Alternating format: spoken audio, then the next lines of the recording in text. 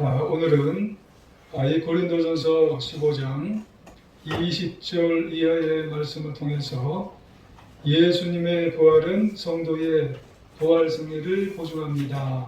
이런 제목으로 은혜를 나누고자 합니다.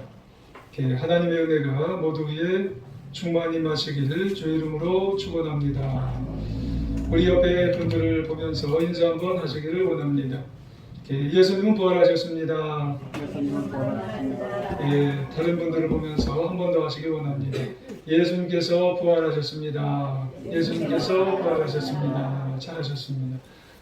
오늘은 좀 기본적인 말씀을 우리 같이 나눌 수 있도록 그렇게 하겠습니다. 오늘은 2000여 년 전에 하나님의 아들 예수님께서 십자가에 죽으셨다가 다시 살아나신 부활주일입니다. 그런데 여러분은 이 부활주일을 매번, 그리고 오늘 부활주일을 우리가 맞이하면서 틀림없이 이 부활을 여러분 믿으시나요? 우리 모두는 이 사실을 분명한 사실로 믿으시기 때문에 오늘 이 자리에 모여서 우리가 예수님의 부활을 찬양하면서 예수님의 부활을 고백하고 또 예수님께 영광을 돌리는 줄 믿습니다. 그리고 우리가 매번 예배 때마다 사도신경의 일부분이지만 우리는 고백을 합니다. 본디오 빌라도에게 고난을 받으사 십자가에 못 박혀 죽으시고 장사한 지 사흘 만에 죽은 자 가운데서 다시 살아나시며 하늘에 오르사, 그리고 마지막 부분으로 가면은 몸이 다시 사는 것과 영원히 사는 것을 믿사옵나이다. 아멘. 이런 고백을 합니다. 그런데 문제가 있습니다. 이 고백을 모든 사람들이 하는 게 아닙니다. 이 고백을 못하고 또 이 고백을 중심에서 하지 않는 사람들이 있습니다. 어떤 분들을 보면은 이런 말씀을 하시는 분들이 계세요. 예수님의 말씀이 참 좋다고 그렇게 이야기하는 분들이 계세요. 그리고 예수님 살아가신 인생 참 선하다, 그걸 인정하는 분들이 계세요.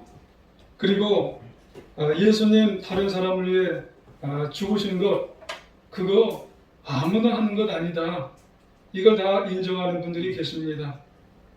그런데 한 가지가 걸린다고 이야기하는 분들이 계세요.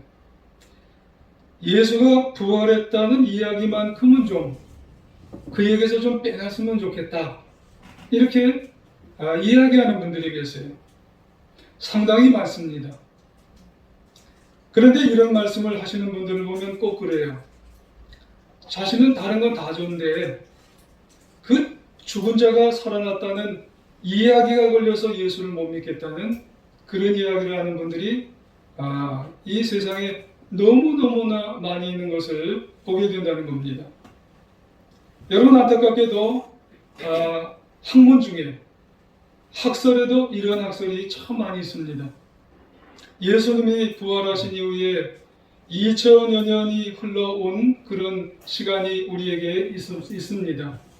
근데 그 가운데 수많은 학설이 있음에 여러분, 예수님의 부활 사실을 부정하려고 하는 학설이 굉장히 많아요. 한 가지는 무덤 오인설이라고 하는 겁니다.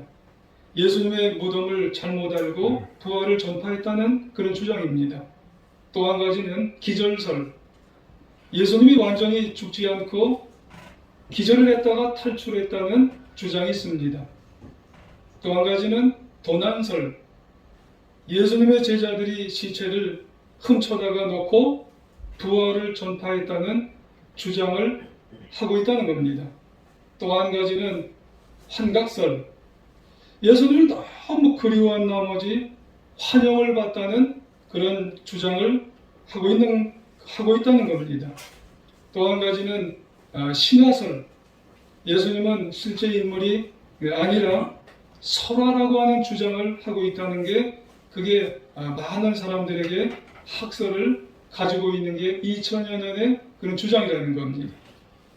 근데 여러분, 이런 주장으로 2000여 년 속에 그들이 예수님의 부활을 부인하거나 또 다른 의미로 이래저래 풀어보려고 하지만은 그 모든 것들은 오히려 그들의 억측이라는 거예요. 그들이 오히려 이걸 꾸며낸 그 말이 안 맞는 걸 꾸며냈다는 그런 이야기라는 겁니다. 왜 그럴까요? 성경에 보면은 십자가에 달리셔서 죽으셨던 예수님께서는 분명히 살아난 것을 본 사람들이 많아요. 그러니까 예수님께서 부활하셔서 승천하시기 전까지 무려 40일 동안 이 세상에 부활하신 몸으로 계셨던 것을 이제 성경이 말씀하시거든요. 부활하신 몸을 보여주셨어요. 오늘 본문은 아니지만 고린도전서 오늘 이게 본문장인데 3절에서 8절을 이렇게 보면은요. 내가 받은 것을 그래요. 내가 받은 말씀이라는 거예요. 바울이 창작하고 꾸며낸 말씀이 아니라는 거예요. 거기 보면 성경대로 그리스도께서 우리 죄를 위하여 죽으시고 장사 지낸 바 되셨다가 성경대로 사흘 만에 다시 살아나사 5절에 기바에게 보이셨고 12제자에게도 보이셨고 6절에 보니까 500여 형제에게도 보여주셨고 7절에 야고보에게도 보여주셨고 모든 사도에게도 보여주셨고 8절에 보니까 만삭 중에 맨 나중에 만삭되지 못하여 난 자 바로 바울에게도 보여주셨다 이렇게 말씀을 해요. 그러니까 지금 바울은 당시 예수님의 부활을 믿지 못하고 의심하는 사람들에게 봐라. 목격자가 많다는 거예요. 봐라, 그들에게 직접 찾아가서 예수님의 부활을 직접 본 사람들에게 가서 물어봐라는 그런 말씀이에요. 이렇게 예수님의 목격한 리스트가 이렇게 쭉 이렇게 있지 않느냐고.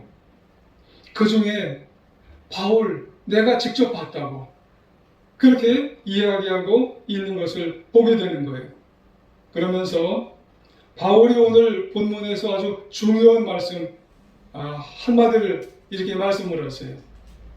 아주 중요한 말씀 20절 오늘 본문 첫 번째 말씀이죠. 자, 20절은 그럼 같이 한번 읽어보겠습니다. 20절 시작. 그러나 이제 그리스도께서 죽은 자 가운데서 다시 살아나서 잠자는 자들의 첫 열매가 되셨도다. 아멘. 그래요. 중요한 말씀이죠. 아주 중요한 의미를 이 말씀에서 담고 있어요. 그러니까 부활 사건이라고 하는 것은 어느 시점에서 분명히 일어났어요. 실제적인 인물로 인해서 부활 사건이 일어났어요. 근데 그분이 대표적인 의미를 갖고 있다는 거예요. 그분이 누구예요? 예수님께서. 대표적인 의미를 갖고 있는 그 예수님께서 부활을 하셨어요. 근데 부활을 하셨는데 말씀해 보니까는 20절 맨 마지막 부분에 가니까 첫 열매가 되셨대요. 부활의 첫 열매가 되셨도다 그래요. 첫 열매가 이제 헬라어로 뭐라고 말하냐면 아파르케라고 하는 그런 말씀이에요. 말 그대로 첫 번째 열매가 되셨다고 하는 그런 말씀입니다. 그러면 어디에서 첫 번째 열매가 된다는 그런 말씀이냐면은 잠자는 자들의 안에서 잠자는 자들의 첫 열매가 되셨다 그런 말씀을 하게 되는 겁니다. 그렇다면 한번 생각해 볼 의미가 있어요. 성경에서는 잠자는 자라고 하는 말이 과연 뭘까? 여러분 성경에서 잠잔다고 하는 말은요 죽음을 말해요. 항상 성경은요 잠잔다는 것은 죽음, 성경에서 죽음은 꼭 잠잔다고 표현을 해요. 그래서 데살로니가 서에 보면은요 죽음을 두고 잠자는 자들에 대하여 잠자는 자들에 관하여 이렇게 말씀을 합니다. 복음서에 관해서 보면은 복음서에서도 야이로의 딸이 죽었잖아요. 근데 예수님께서 들어가시면서 뭐라고 말씀을 하시냐면 잔다고 얘기하셨어요. 또 다른 복음서에 보니까는 나사로가 죽었는데 예수님은 나사로를 향해서 뭐라고 얘기하냐면 잔다, 잠들었다 이렇게 얘기를 하셨어요. 그러면 예수님은 왜 죽음을 가리켜서 잔다고 하셨을까? 무엇 때문에 죽음을 가리켜서 여러분 잔다고 그렇게 얘기를 하셨을까요? 일어나야 되니까. 여러분 죽음을 가리켜서 잔다고 얘기하는 건 뭐냐면은 여러분 일어나야 되니까 잔다고 죽음을 표현하시는 거예요. 깨어나야 되니까. 그런데 여기에서 중요한 게 뭐라고 그랬어요? 이 부활에 예수님께서 첫 열매가 되신 거예요. 아파르케. 쉽게 말씀드려서 첫 테이프를 끊으신 거예요. 그러니까 첫 번째 열매가 되셨어요. 잠자는 자들의 첫 번째 열매가 되셨다. 그렇게 말씀을 하시는 거예요. 자, 그러면은 예수님께서 첫 번째 열매가 되셨으면은 그 다음 번째 열매는 누가 되는 거예요? 바로 우리들이 되는 거예요. 여러분 그리스도 안에서 여러분 예수님을 부활하신 예수님을 믿는 그러한 사람들은 두 번째 열매도 될 수가 있는 거고요. 세 번째 열매도 될 수가 있는 거고 다섯 번째 열매도 될 수가 있는 거예요. 그러니까 보증이 된다는 거예요. 자, 그러면 부활하신 예수님은 우리에게 그 어떤 보증을 해줄 수 있을까? 라고 하는 거예요.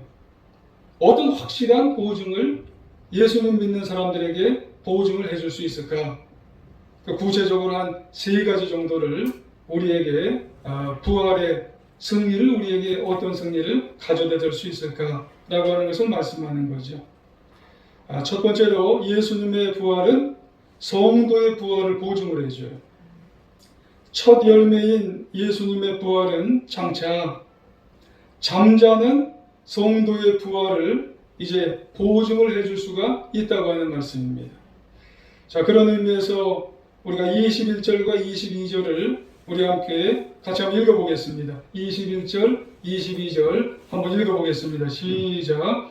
사망이 한 사람으로 말미암았으니 죽은 자의 부활도 한 사람으로 말미암는도다. 아담 안에서 모든 사람이 죽은 것 같이 그리스도 안에서 모든 사람이 삶을 얻으리라. 아멘. 그래요. 자, 21절을 보면 한 사람이 두 번 나와요. 근데 앞에 한 사람은 아담을 가리키는 거예요. 근데 뒤에 한 사람은 예수님을 가리키는 거예요. 자, 그러니까 한마디로 보면 앞에 있는 아담인 이 아담이요, 모든 죄를 다 뒤집어 썼어요. 그러니까 잘못했다는 거예요. 이 아담 때문에 뒤에 있는 후손들은 모든 사람들이 다 죄인이라는 거예요. 그러니까 저와 여러분들도 다 죄인이라는 거예요. 그러니까 죄인으로 태어나서 죄 짓고 영원히 죄인으로 살 수밖에 없고, 그리고 우리들은 다 영원 형벌을 받을 수밖에 없는 거예요. 그러니까 다 죄인으로 우리는 그냥 끝날 수밖에 없는 거예요. 여러분 어떻게 해요? 이거 그냥 죄인으로 끝나야 되는 건가요? 근데 한 사람이 또 있어요. 그 한 사람이 누구예요? 예수님이에요. 근데 그 예수님의 부활 때문에 모든 사람이 구원을 받아요. 그리고 그 한 사람 때문에 영생을 얻게 되는 거예요. 오직 한 분, 그 예수님 때문에. 그래서 그 예수님이 대표성을 갖게 된다는 그런 말씀이에요. 그러니까 구원이라고 하는 것은 아담의 그 죄인 때문에 모든 사람이 죄인이 되는 게처럼 그냥 자연스럽게 다 죄인이 됐지만, 구원은 좀 달라요. 구원은 그 예수님의 부활, 그 예수님의 부활의 대표성으로 인해서 그리스도 안에 들어가야 돼요. 그래서 22절 하반부에 보면은 그리스도 안에서 모든 사람이 삶을 얻으리라, 그렇게 말씀을 하게 되는 것이죠. 그래서 그리스도 안에 들어가서 속죄를 받아야 되는 것이고, 그리스도 안에 들어가서 부활의 삶을 얻어야 된다고 하는 약속이라는 거예요. 보증을 받게 된다는 그런 말씀을 하게 되는 것이죠. 그래야 영원한 삶을 얻게 되고 누리게 된다는 그런 말씀을 하게 되는 것입니다. 그러니까 그 예수님의 부활 안에 우리가 들어가 있기만 하면 우리는 자연스럽게 삶을 얻는데 영원한 삶을 보증받게 되는 줄 여러분 기억하시기를 원합니다. 그런데 이 부활에도요 순서가 있대요. 어떤 순서가 있냐면 23절 한번 보세요. 각각 자기 차례대로 되니 순서가 있는 거예요. 구원도 순서가 있어요. 먼저는 누가 먼저 구원받아요? 예수님께서 먼저 구원을 받는 거예요. 그 다음에는 그가 강림하실 때에 그의 안에 들어간 사람, 그리스도에게 속한 자가 여러분 부활되고 구원받는 거예요. 그러니까 부활에도 순서가 있고 구원받는 것도 순서가 있어요. 그렇습니다. 예수님이 먼저 부활하셨고 나중에는 그가 강림하실 때에 여러분 엔테 파루시아 아우터 이런 말입니다. 모든 신비가 여러분 벗겨질 때가 있어요. 그런 일이 뭐가 있겠어? 근데 엔테 파루시아 아우터 나중에 그때가 되면은 모든 신비가 다 벗겨지고 모든 감추어졌던 것이 드러날 때에 그때가 우리가 쉽게 말하는 예수님 재림하실 때 그때 예수님 그리스도께 속하여진 자들은 다 그때에 부활하시게 된다는 그런 말씀을 하게 되는 겁니다. 그러므로 여러분 예수님께서 나 자신의 죄를 대속하시고 십자가에 죽으셨음을 여러분 믿으시나요? 그때 죄사함을 우리는 받는 거예요. 사망에서 구원받는 줄 여러분 기억하시길 원합니다. 그리고 정말 중요한 게 있어요. 그건 예수님께서 나 자신을 위해 죽으셨다가 부활하셨다고 하는 사실도 그래서 첫 열매가 되셨다는 사실도 여러분 믿으시나요? 그래야 우리도 분명히 잠을 자다가 반드시 깨어나서 여러분 저 천국에 하나님 계신 곳으로 영생복락을 누리는 곳으로 여러분 들어가게 된다는 사실을 여러분 꼭 믿어서 부활에 여러분 보증을 받는 하나님의 자녀 여러분 먼저는 예수님이 첫 열매 그 다음에는 우리가 두 번째, 세 번째, 네 번째 이런 보증을 받아 하나님의 부활로 우리가 보증받는 인생이 되어지는 줄 여러분 꼭 기억하시길 원합니다. 두 번째로 예수님의 부활은 성도의 부활체를 보증을 받습니다. 왜요? 예수님은 부활 다음에 부활체가 되셨거든요. 그러면 우리도 뭐가 되어야 돼요? 변화체, 부활체를 여러분 꼭 우리도 그렇게 변해야 되는 거예요. 그렇습니다. 여러분 부활의 첫 열매이신 예수님의 몸은요 부활한 다음에 그런 형태로 되어 있는 게 아니에요. 부활체가 되실 거예요. 아주 신비롭고 아주 새롭게 변화되세요. 그러면은 우리들도 예수님의 그 변화체를 따라서 우리도 나중에 변화한 다음에는 변화하고 신비롭게 여러분 부활체가 되는 하나의 예시가 되는 거예요. 여러분 샘플 아시죠? 샘플 화장품 아니면은 지난주부터 샘플만 나와 그러면 바꾸겠어요. 모델하우스 여러분 모델하우스 가면은 그 모델하우스를 보면 나중에 아파트 가면 똑같아요. 첫 열매이신 예수님의 변화된 몸 여러분 나중에 가면 똑같아요. 그게 우리를 그렇게 된다고 하는 것을 말씀을 하시는 거예요. 예시입니다. 예시. 여러분 그래서 바울은 빌립보서 3장 21절에서 이렇게 증거하고 말씀을 하세요. 그는이 누구예요? 예수님이세요. 부활하신 예수님 그분의 몸은 우리의 낮은 몸을 자기 영광의 몸의 형체와 같이 변하게 하시리라. 할렐루야. 우리를 나중에 그분의 영광의 몸으로 변화시키게 된다는 말씀입니다. 우리가 부활하면 그러니까 예수님의 변화체 부활체를 보면은요 앞으로 성도들이 우리도 저렇게 변화될 거구나 예상할 수 있는 거예요. 여러분 한번 생각해 볼까요? 여러분 사람이 죽으면은 우선 성도의 영혼은 어디로 가나요? 하나님께로 가요. 모든 사람은 죽으면은 영혼은 어디로 가요? 여러분, 하나님께로 가는 거예요. 저 김주일 목사가 저거 어디서 이상한 아니에요. 말씀을 드려볼까요? 지난 이제 고난주간 때 우리가 가상치료를 말씀을 드렸어요. 가상치료 때 맨 마지막에 예수님 하신 말씀이 뭔 줄 아세요? 아버지, 내 영혼을 누구 손에? 아버지 손에 부탁하나이다 그랬어요. 그럼 예수님의 영혼은 누구 손에 가 있는 거예요? 아버지 손에 가 있는 거예요. 그러면은 금요일 날 아버지 손에 예수님의 영혼이 가 있으면 가자마자 예수님의 몸은 지금 어디 있는 거예요? 십자가상에. 그리고 조금 있다가 아리마대 요셉이 그 몸을 무덤으로 모시고 가는 거예요. 그럼 영혼은 예수님의 하나님 손에, 그리고 몸뚱아리는 몸은 이 세상 무덤 속에 지금 예수님도 그렇게 돼 있다는 거예요. 이거 중요한 겁니다. 그랬다가 다시 살아나셔서 오늘 이 주일날 하나님께서 부활하실 때 영혼을 보내시고 예수님의 몸과 합체를 하는 거예요. 다시 만나시기 위해서 만나신 게 부활체라는 겁니다. 변화의 몸이 되신다는 거예요. 여러분 그걸 보면 예수님은 3일 만에 변화체가 되셨어요. 아주 빨리. 하지만 우리는 3일 만에 될 수가 없잖아요. 우리는 나중에 심판자리에 가서 이건 이랬니 저건 저랬니 요건 요랬니 이런 과정이 있어야 되는 게 문제예요. 그래서 우리는 죽고 난 다음에 긴 기간이 필요할 수도 있더라는 거예요. 그것처럼 우리들도 죽으면 영혼은 우선 하나님께 가는 거예요. 그리고 죽으면 우리는 초상을 치르고 장례를 치러서 우리는 묘지에 가거나 땅에 있게 된다는 거예요. 그러다가 나중에 재림 때, 일명 휴거 때, 그때 흙으로 돌아갔던 육체가 새 옷을 갈아입듯이 만나서 여러분 변화체가 부활체가 된다는 것입니다. 그렇다면 여러분 생각해 볼 게 있어요. 부활체는 그럼 어떤 모습일까? 한번 상상해 볼 수 있다는 겁니다.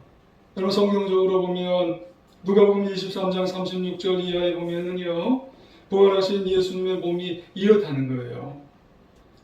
지금 제자들이 예수님 보내시고 난 다음에 걱정이 되고 염려가 돼서 모였어요. 문을 아주 철저히 잠그고 로마 병정들이 올까봐. 근데 그 가운데에 변화하신 예수님께서 들어오셨어요. 그러니까 그들이요 유령인 줄 알았다는 거예요. 그러니까 예수님이 그래요.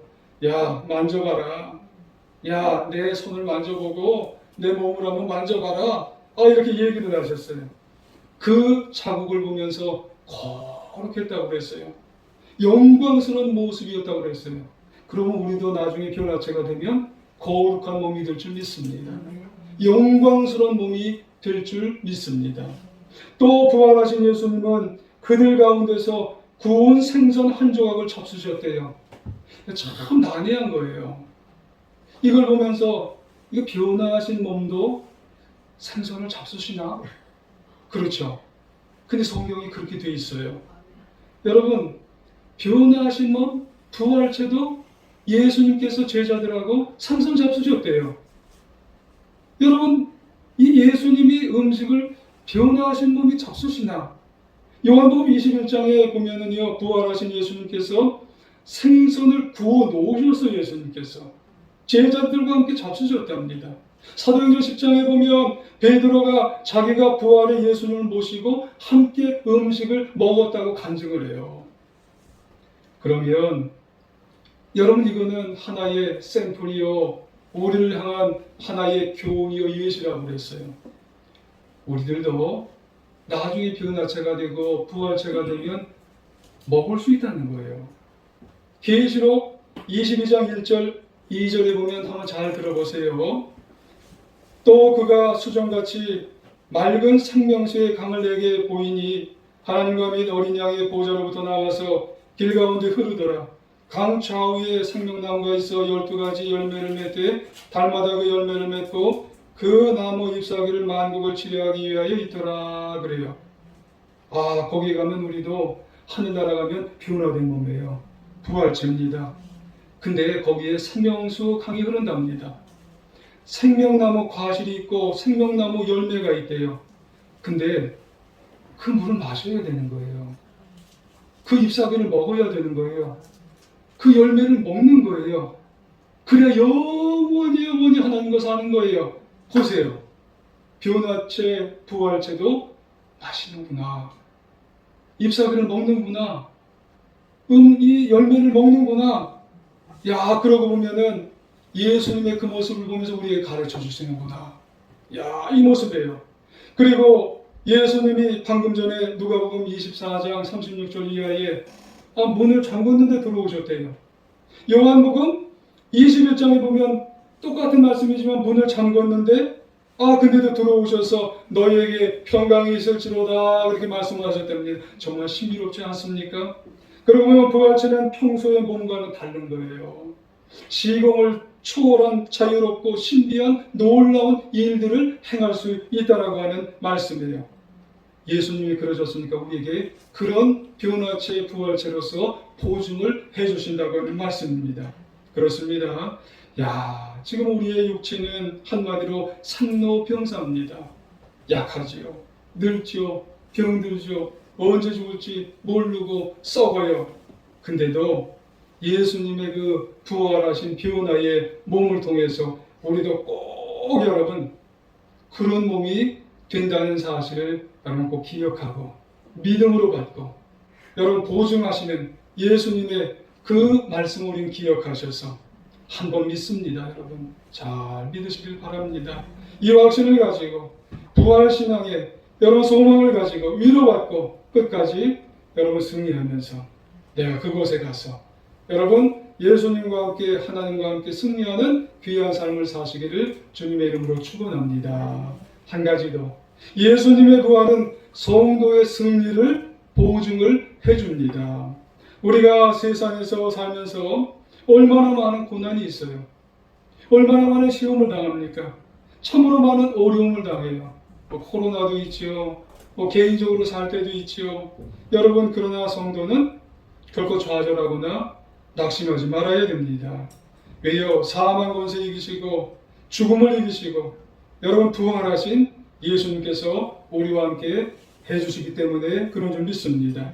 고린도전서 15장 51절 이하에 보면 보라 내가 너희에게 비밀을 말하노니 우리가 다 잠잘 것이 아니요 마지막 나팔의 순식간에 호련이 다 변화되리니 나팔 소리가 나매 죽은 자들이 썩지 아니할 것이요 다시 살아나고 우리도 변화되리라 그럽니다. 궁극적인 승리입니다. 최후 승리를 우리에게 가르쳐주게 된다는 말씀이에요. 여러분 결코 낙심 좌절할 것이 아니라 결국 승리해서 우리를 세워주신다는 사실을 믿고 살아가시길 부탁을 드리겠습니다. 오늘 마지막 구절 15장 58절인가요? 거기 보면 이런 말씀이 있어요. 내가 사랑하는 형제들아 견실하며 흔들리지 말며. 왜 그럴까요? 부활신앙으로 살아가기 때문에 그런 것입니다.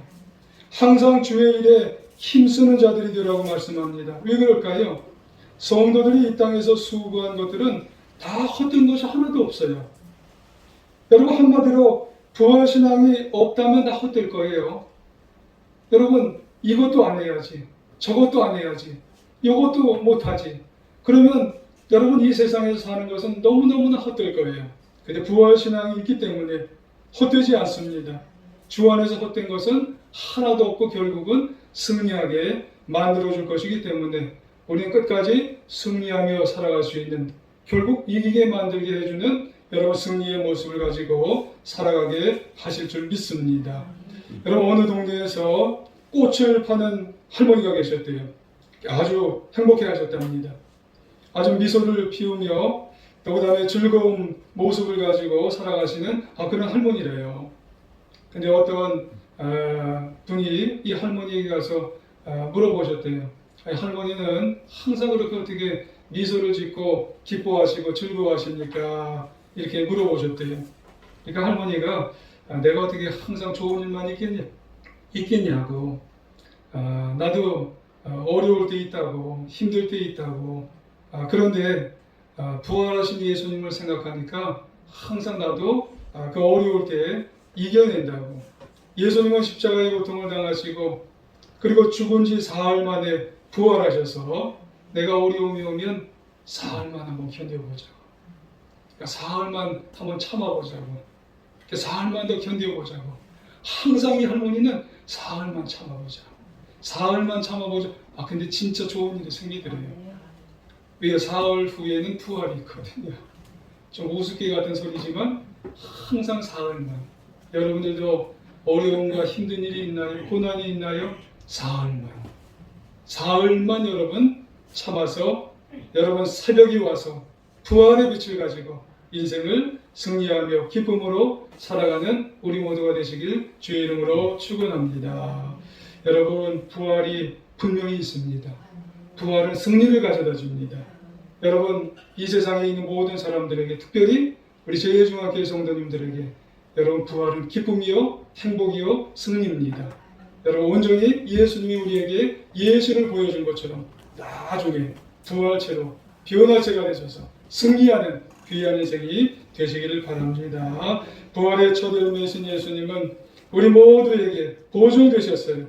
성도의 부활, 성도의 변화된 부활체의 모습, 그리고 성도의 최후 승리가 바로 그것입니다. 우리 모두 예수님에 대한 부활 승리로 부활 신앙으로 남은 인생 더욱더 큰 부활의 소망과 기쁨 가운데 여러분 승리하며 살아가는 우리 모두가 다 되시기를 간절히 주의 이름으로 축원합니다.